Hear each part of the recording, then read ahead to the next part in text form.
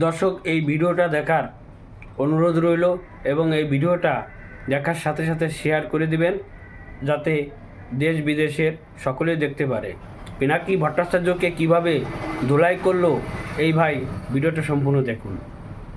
বোকাত্তা কথা উন্মাদের বাচ্চা উন্মাদ, তোর কোনো কাজ নাই, তুই ঘুমাইতে পারিস না বেটা, গর্দক্ষতা ঘুমা সালার। প্রিয় দেশবাসী, আসসালামু আলাইকুম। আজকে সেনাবাহিনীর 46 ব্রিগেডে এক ধরনের অস্বাভাবিক মুভমেন্ট লক্ষ্য করা গেছে। আশঙ্কা করা হচ্ছে সেনাবাহিনীর একাংশ থেকে একটা কুয়ের প্রচেষ্টা চলছে। আমি সেনাবাহিনীর জুনিয়র অফিসার ও সৈনিকদেরকে এই প্রচেষ্টা রুখে দেওয়ার আহ্বান জানাই। দেশবাসীকে এখনই রাজপথে নেমে আসতে আহ্বান জানাই।